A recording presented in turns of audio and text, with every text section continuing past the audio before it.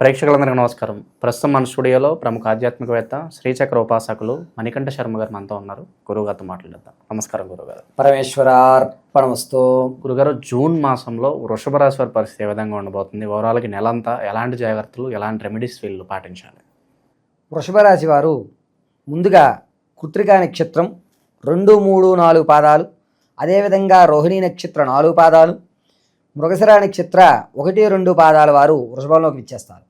వృషభ రాశి వారు ఎంత పని చేస్తున్నా కూడా తమ శ్రమకు తగ్గ ఫలితం లభించక ఇబ్బందులు పడుతూ, అరే నా జీవితం అంతా ఇలాగే ఉంటుందా, నాకంటూ భగవంతుడు ఒక అవకాశం కూడా ఇవ్వలేకపోతాడా ఏమిటి అని ఆశాజనకంగా చూసేటువంటి వ్యవస్థ నడుస్తూ ఉంటుంది. మంచి రోజుల కోసం ఎదురు చూస్తూ ఉంటారు వీళ్ళు. బేసిక్గా మంచి రోజులు, మంచి అవకాశం అనేది ఒక్కసారి వస్తూ ఉంటుంది. ఆ అవకాశం వీళ్ళకి గుర్తించడమే సమస్యగా ఉంటుంది. పక్క వాళ్ళు గుర్తించి వీళ్ళకి చెప్తారు, నీకేనా వచ్చింది అనగా నాకేనా వచ్చింది, మంద కాదనుకుంటా అనేటువంటి ధోరణిలో ఉంటారు వృషభం వారు. కాబట్టి ఈ వృషభ రాశి వారు ఎవరైతే ఉన్నారో వారు కాస్త ఇబ్బందిదాయకంగా, అంటే కుటుంబంలో కలహాలు అనేటువంటివి ఏర్పడుతూ ఉంటాయి. గర్భిణీ స్త్రీలు ఎవరైతే ఉన్నారో వాళ్ళు సత్సంతాన్ని పొందుతారు. వివాహం కావాల్సిన వారికి వివాహం అనేటువంటిది ఈ నెల జరగదు. అదేవిధంగా సంతానం కోసం ఎవరైతే పాకులాడుతున్నారో వారికి వచ్చే నెల తప్ప ఈ నెలలో అవకాశం లేదు. ఎవరైతే విద్యార్థులు తమ యొక్క మంచి కాలేజీలు సీటు రావాలనుకుంటున్నారో వారికి అనుకూలమైన వాతావరణాలు ఏర్పడతాయి. చక్కగా వారి యొక్క విద్యలో ఎటువంటి ఇబ్బందులు కలగకుండా ఉంటాయి. జ్ఞాపక శక్తి పెరుగుతుంది. ఇంతకుముందు చదవని వాళ్ళు ఎవరైతే ఉన్నారో, అమ్మ నేను చదవాలి, చదివితేనే జీవితం ఉందా, ఇంత పోటీతనం ఉందా అనేటువంటి జ్ఞానాన్ని కలుగుతుంది ఈ నెలలో. ఎవరైతే విదేశాలు వెళ్ళాలనుకుంటున్నారో వారికి తమ యొక్క బంధువర్గంలో వాళ్ళే చెయ్యిచ్చేటువంటి అవకాశం ఉంటుంది. ఎవరైతే విదేశాలకు వెళ్దాం అనుకుంటున్నవారో వారు జూన్ 16 తర్వాత శ్రీకారం చుట్టుకొని మంచి అవకాశాలు ఏర్పడతాయి.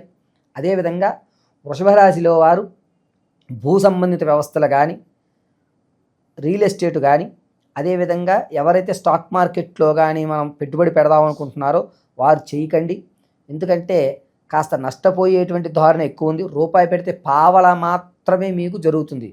ఆ పెట్టుబడి పెట్టుకుని ఆశతోటే చూడాలి. ఈ నెలంతా పెడదాం, వస్తే కొండ లేకపోతే లేదు అన్నటువంటి ధోరణిలో అయితే మాత్రం పెట్టండి తప్ప ఏదో ఆశించేసి మాత్రం పెట్టద్దు. మీకు ఎదురుకుండా కనబడే దూరపు కొండలు నునుపు అనేటువంటి సామెత వర్తిస్తుంది. మిమ్మల్ని ప్రలోభ పెట్టేవాళ్ళు, మిమ్మల్ని మోసం చేసేవాళ్ళు మీ ఇంట్లోనే, మీ బంధువర్గంలోనే ఈ నెలంతా తిరుగుతుంటారు. కాబట్టి ఎవరిని నమ్మకంగా ఉండడం మంచిది. తదనంతరం ఎవరైతే భార్యాభర్తల మధ్య కీచులాట్లు ఉంటాయో వారు కాస్త జాగ్రత్తగా ఉండడం మంచిది. మిమ్మల్ని ప్రలోభ పెట్టి కాంప్రమైజ్ అనేటువంటిది చేస్తారు. ఎవ్వరు మారరు, ఈవిడ మారడు, ఆవిడ మారరు, కాంప్రమైజ్ మాత్రమే చేసి వెళ్ళిపోతారు. రాజకీయ నాయకులకు మంచి అవకాశం ఏర్పడుతుంది. ఎవరైతే సినీ రంగంలో ఉన్నారో వారికి అంత ఆశాజనకంగా ఉండదు. సాంఘిక సాంస్కృతిక కార్యక్రమాల్లో పాల్పంచుకుంటున్నారో వారికి మంచి అవకాశాలు అనేటువంటివి ఏర్పడుతున్నాయి. అంతేకాకుండా ఈ రాశిలో ఉన్నటువంటి వారు వ్యాపారం ప్రారంభం చేద్దాం అనుకున్న వారు జూన్ 9వ తారీఖు తర్వాత నుంచి ప్రారంభం చేసుకోండి. వ్యాపారం దగ్గరికి వచ్చేసరికి ఏమిటంటే మీరు ఫాస్ట్ ఫుడ్స్ అంటే చిన్న చిన్న బల్లులు పెట్టుకుంటూ ఉంటారు సరే, ట్రక్ ఫుడ్ కోర్టు అటువంటివి లభిస్తూ ఉంటాయి. అటువంటివి చాలా బాగా ఉపయోగపడతాయి. దాంతోపాటుగా వస్త్రాలకు సంబంధించిన దాంట్లో శ్రీకారం చుట్టుకోండి. మంచి వ్యవస్థ నడుస్తూ ఉంటుంది. ఆడవారికి సంబంధించి సౌందర్యమైన ప్రొడక్ట్స్ ఏవైతే అమ్మగలుగుతారో మీకు మాత్రం అద్భుతమైన అవకాశాలు కలుగుతూ ఉంటాయి. ఇక కుటుంబంలో మనం ఎంత చెప్పినా కూడా మన మాటకు విలువ లేకపోవడం వల్ల మనమేదో తప్పు చేస్తున్నాం అనేటువంటి దాంతో మనల్ని బ్లేమ్ చేసేటువంటి అవకాశం కలుగుతుంది వృషభ రాశి వారికి.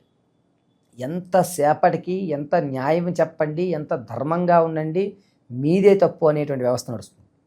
శరీరంలో మాత్రం ఎముకలకు సంబంధించిన చాలా జాగ్రత్తగా ఉండాలి. వాహనాల మీద ప్రయాణం చేసేటప్పుడు సెల్ఫ్ డ్రైవ్ అనేది చాలా ఇంపార్టెంట్. వేరే వాళ్ళని నమ్ముకుని మాత్రం మీరు ఎక్కద్దు. ఎముకలకు సంబంధించిన యాక్సిడెంట్లు అనేటివి ఏర్పడుతూ ఉంటాయి.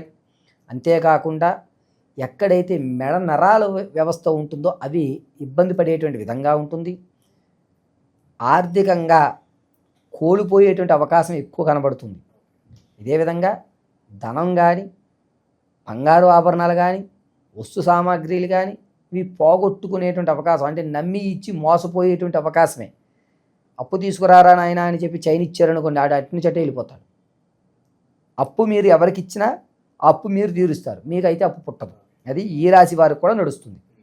పైగా వృషభ రాశి వారు ప్రతినిత్యము కూడా త్వం దుర్గాయై నమః అని కానీ, క్లీం శ్రీం దుర్గాయై నమః అని కానీ, జగజ్జనని అనేటువంటి దుర్గాదేవి ఆరాధన చేయడం ఉత్తమం. గులాబీ పువ్వులతో ఆదివారము శుక్రవారం రోజున దుర్గాదేవి అర్చన గావించినట్లయితే కనుక మోసపూరితమైనటువంటి వ్యవస్థలు వెళ్లకుండా మీ స్థితి అనేటువంటిది మారేటువంటి అవకాశాలు ఏర్పడుతుంటాయి. ఒకవేళ ఈ ఆరాధన చేయలేకపోతున్నాం గురువుగారు, ఏమి చెయ్యాలి అనేటువంటి వారు ప్రతినిత్యము వేరుశనగ గింజలు తీసుకుని ఆ వేరుశనగ గింజలు మిక్సీ పట్టి అందులో బెల్లం ముక్కలు తురిమి అవి రెండూ కలుపుకొని ఏదన్నా చుట్టూ మొదట్లో వేయడం అనేది చాలా స్పష్టం. ఏ రోజుకి ఆ రోజు వేరుశనగ గింజలు మిక్సీ పెట్టుకోవాల్సిందే, ఒకసారి పట్టుకుని డబ్బాలో పెట్టుకోవడం పనికిరాదు. వృషభరాశి వారు తమ యొక్క స్థానాన్ని ఉన్నతంగా ఏర్పరచుకోవాలి అంటే ఏదన్నా అమ్మవారి దేవాలయంలో అమ్మవారి నమస్కారం చేసుకుని గులాబీలతో అర్చన అనేటువంటిదే ప్రాధాన్యంగా నడుస్తూ ఉంటుంది. ఇక ఎవరైతే శత్రువులు ఉంటారో వారు మీ మీద ఇంకాస్త మీ మీద దుష్ప్రచారం చేసి మీ మీద లేనిపోనివి చెప్పి మన ఇమేజ్ పాడు చేయాలని చూస్తుంటారు. దింపేటువంటి అవకాశమే నడుస్తుంది.